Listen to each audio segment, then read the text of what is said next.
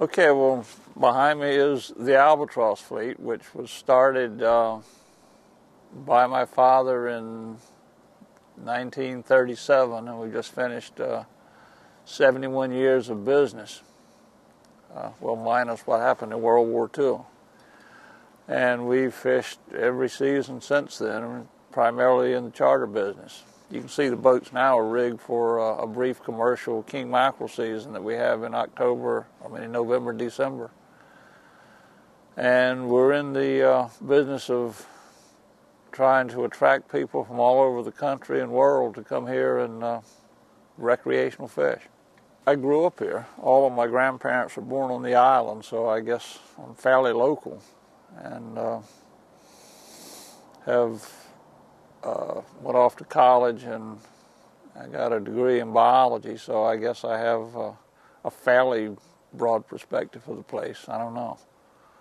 The fishermen lived in harmony with nature and fish, which was the only thing to do up until the last 50 years, basically. And from the time the first colonists came up until the last 30 years, this was not an issue.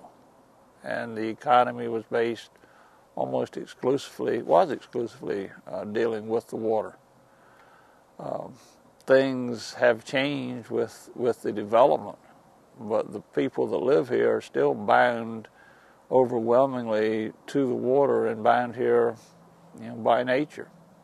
The thing that disturbs me on a personal level, not on a business level, is that the goodwill that had been gradually generated by environmental groups and the acceptance of the need to protect the environment, which has not been an easy sell in the history of this country, that just as that was beginning to be an accepted fact in the minds of the majority of the population, along comes a fairly extreme position, which I think has locally set the cause back.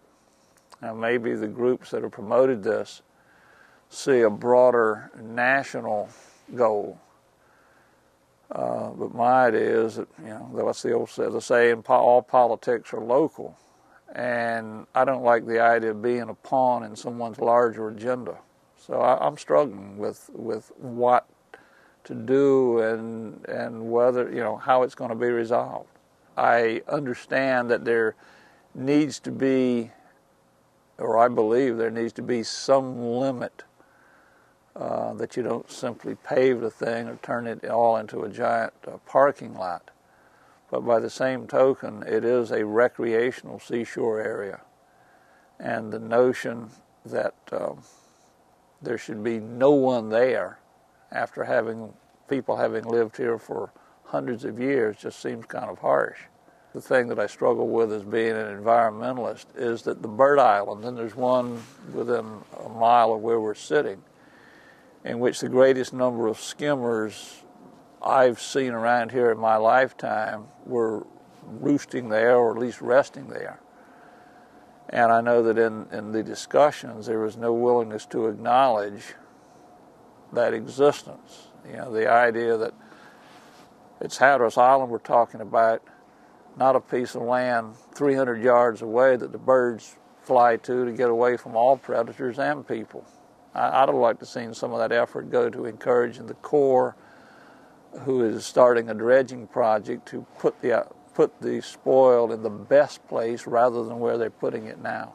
So I just think there's a lot of misdirected energy that has cost a lot of people in a lot of ways, certainly environmentally.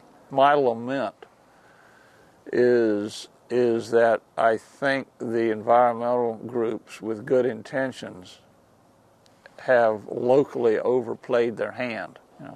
We need the birds, we need the wildlife, and there needs to be some means by which people can continue to enjoy the beach.